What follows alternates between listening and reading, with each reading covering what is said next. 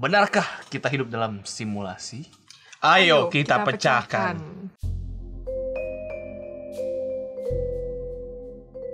Selamat datang di Crack Pojok. Pojok. Mojok kakak. Hari ini kita kembali bersama Ivana. Yes. Kita membahas sesuatu yang seru sih sebenarnya. Sesuatu yang membuat kita berpikir keras, berpikir ulang. Tapi yang tentang eksistensi kita. Tapi memang gue nggak pernah pikirkan ya. Karena kita sibuk pikir cari duit, cari jodoh. Kan udah dapet. Anak dia. Oh iya, cari jodoh. Curang mereka udah dapet, saya belum. Cari, makanya mungkin lagi sibuk. Jadi tidak terpikir tereksistensi. Daripada kita bahas itu, ayo kita bahas ke topiknya. Ini mau gua sambungin loh. Oh iya. Ayo. Ya kan? Pernah nggak kepikiran bahwa kita itu hidup di dalam sebuah simulasi seperti game? Mungkin kita bisa contohkan seperti The Sims. Berarti kita dikendalikan. Iya, bisa jadi. Nah, makanya langsung aja coba kita bahas. Salah satu ilmuwan yang meyakini hipotesa ini adalah Nick Bostrom dari Universitas Oxford di Inggris. Pada 2003 silam, ia dengan berani menyimpulkan bahwa kehidupan yang kita jalani adalah sejenis simulasi komputer yang dijalankan oleh seseorang atau sekelompok orang dengan kekuatan komputer yang pastinya sangat canggih. Hal itu ia sampaikan dari observasi soal kian canggihnya teknologi komputer dan struktur kompleks otak manusia. Pernahkah kalian nonton film trilogi The Matrix? Nah, dalam film itu, dunia yang kita tinggali sekarang memang digambarkan hanyalah semacam program komputer yang dicitrakan secara paksa kepada manusia-manusia di masa depan oleh mesin dan komputer yang telah memiliki kemampuan berpikir mandiri. Tapi para tokoh film tersebut berhasil mendobrak program dan kembali ke dunia nyata. Jadi ternyata kalau di film Matrix dunia ini tidak nyata. Nyata yang di luar ini. Jadi kayak sebenarnya ayo kita anggapnya sebagai kayak kita Matrix lah gitu ya. Istilahnya kan yang kita anggap ini kayaknya udah dunia nyata kita nih. Ternyata kalau seperti yang dia bilang sebenarnya ada lagi nih universe lain yang mengendalikan kita nih manusia yang ada di bumi ini semuanya gitu. Jadi konsep yang dipikirkan oleh siapa tadi? Nick Bostrom. Bostrom tadi kira-kira setipe sama film The Matrix.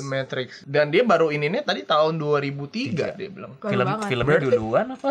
Iya, maksudnya udah. Apa dia berpikir karena nonton film Matrix? Bisa jadi. Iya nggak sih? Tapi Matrix tahun berapa sih? Coba deh kita cari Matrix tahun berapa. Gua rasa nggak 2003 di bawah 99. Itu. Tuh. Kan terbukti kan dia bohong. Sebenarnya bukan bohong. Mungkin ya dia kebetulan. Mungkin dia pikir kayak ada benernya. Ada benernya. Gitu, apakah jangan-jangan gitu kan? Ya udah sekarang. Menduga-duga lah. Dari yang ini gimana? Kalau misalnya dari lu? Lanjut dulu aja. Kita lanjut dulu nih. Ya udah, oke.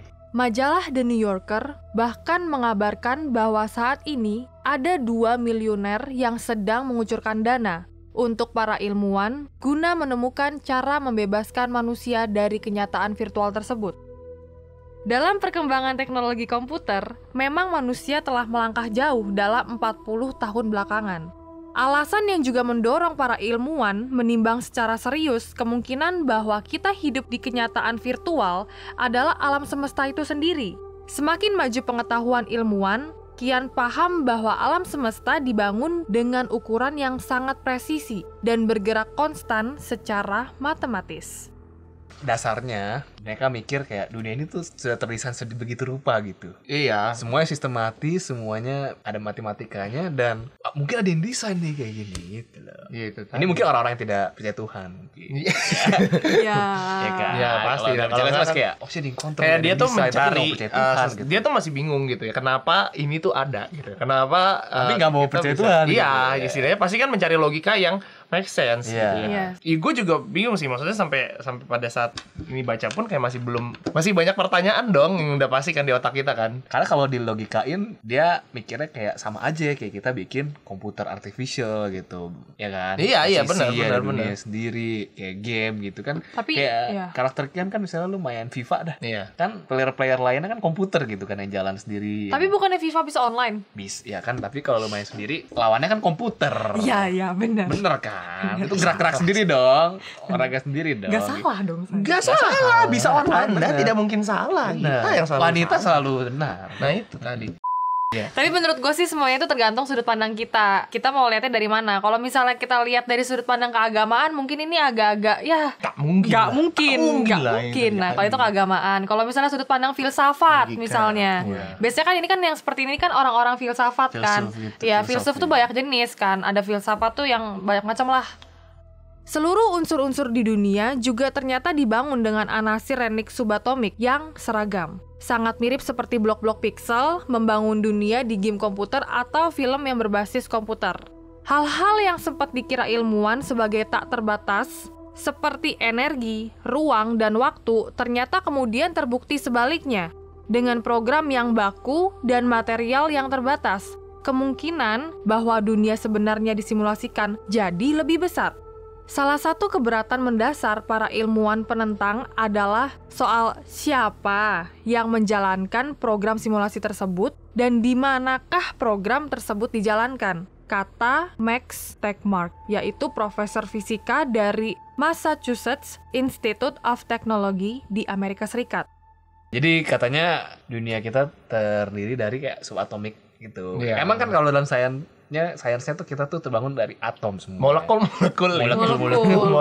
Akhirnya menjadi organisme dan ini ya. Baik. Kalau di dunia game kan juga dunianya itu semua bentuk dari partikel kayak blok-blok kecil itu, segitiga sebenarnya, kayak triangle gitu, akhirnya jadi sebuah karakter manusia, Minecraft batu-batuan gitu, ya. Ya kayak Minecraft gitu, dalam sebuah pixel-pixel blok-blok itu akhirnya menjadi dunia gitu. Nah, mungkin dia comparison sama. Berarti kan kalau misalnya kita pikir di universe lain, gila teknologinya, lu bayangin nggak? Maksudnya lebih gila lagi berarti. Maksudnya itu tadi kan, kita kan manusia kayak gini kan, iya. Maksudnya sama gitu ya. Kalau misalnya kita ada perkembangan teknologi dari film, dari animasi, itu kan kelihatan ya makin bagus ya. Ya kalau misalnya kita sekarang, ya maksudnya grafiknya udah sangat bagus sekali. Berarti teknologi yang di sana Lebih canggih. canggihnya udah nggak ngotak gitu loh. Iya sih. Karena kan memang ada namanya konsep dimensi juga. Ada dimensi pertama, dimensi kedua, kita dimensi ketiga. Siapa tahu si orang itu di dimensi keempat yang mengendalikan kita. Ya, Karena kita bisa mengendalikan dimensi kedua loh. Jujur gue gak ngerti perihal dimensi. Dimensi itu katanya sampai 13 ke 11. Oh iya. Enggak, masalah ini dimensi 1, 2, 3, 4. Dimensi 1 tuh Gini. titik, dimensi 2 itu garis, ya. Dimensi 3 itu ada garis ke situ dan ke sini, ke atas. Bawah. Oh, oke. Dan itu tadi untung ada si Max ya menurut gue. Dan di sini gue Menentang berpikir nih, ada Bagus. para ilmuwan kontra-argumen juga nih, yang ya. Nah, di sini gue berpikir ya, apakah nih yang mempercayai simulasi ini cuma minoritas doang yang kayak cuman omongin doang, yang kayak ya padahal para ilmuwan yang nggak jelas itu kayak nih orang gila kali ya mungkin. Bisa juga. Iya, maksud gue itu ya kayak cuman ini kan ada teori ini, cuma kan kita nggak tahu nih orang bener apa kagak. Terus yang Namanya juga bener-bener teori kan. betul. Tapi sekali.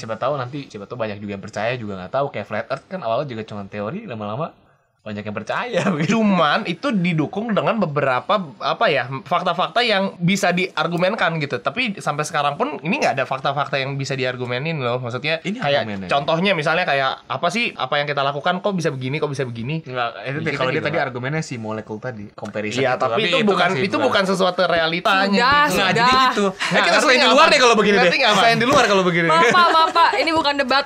Ya oke, silakan lanjut. Benarkah kita hidup dalam simulasi? Menurut Max Tegmark, ia tidak menutup kemungkinan untuk mempercayai kemungkinan tersebut.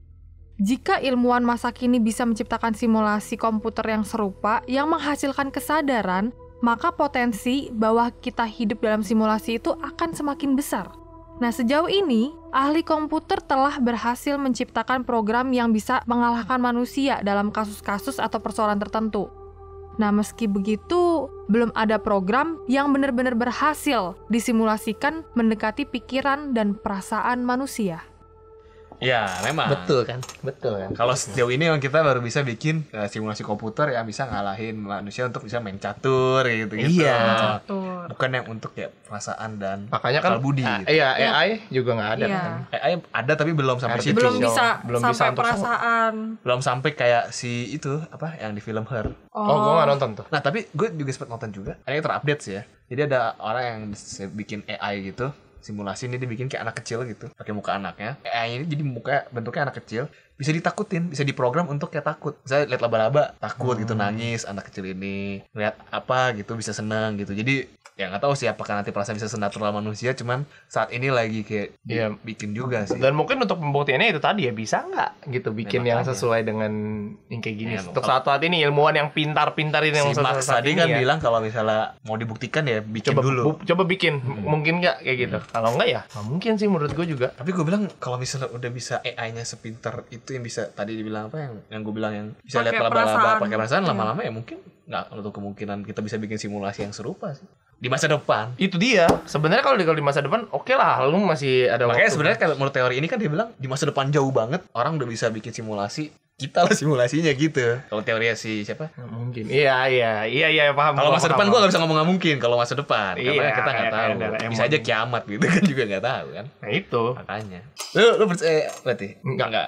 Gue nggak percaya. Gue kemungkinan open. Tapi gue gak percaya lah. Enggak. Kan beragama bro. Enggak mungkin. Iya, iya. Ya, Lu maksud gua- orangnya tuh sangat cukup berpikir. Jadi harusnya Gue gak mau percaya, kok lu maksa gue percaya? Ah, Gue gak percaya nih. Oh, iya, Gue gak percaya deh. Santai dong. Ya udah bagus. Ya, gitu ya. Ya, udah. Kita satu tim ya. Kayak gitu dong. Ya udah bagus. Bagus. Gimana dengan kalian? Mungkin ada yang percaya, mungkin ada yang kayak bener juga. Atau mungkin maksudnya apa gitu? Atau mungkin ada yang udah close dari Dia awal. maksudnya nih kayak, ini mah pikir orang ateis gitu. Iya. Dia kayak gitu. Dan menurut gue pun jangan dipercaya sih. menurut gue. Menurut lu ya. Tapi nggak apa-apa loh kalau mau percaya. Ya mau percaya percayalah, Hak cuman Anda. Mau open terserah lah. Open. Kalau menurut gue, harus ada penelitian yang lebih lanjut Iya. kalau mau dilanjutin nih. tapi ini gitu kan maksud cuma gue. sekedar teori aja. Cuman Kalau gitu segitu ya pembahasan kita tentang siap bro. manusia hidup di simulasi. Kalau gitu, tunggu apa lagi? Langsung aja subscribe. Tungguin video kita terus pastinya. Komen juga mau bahas apa lagi. So, see you next video. Stay cracky. Salam crackers. Cek cek tinggung pria.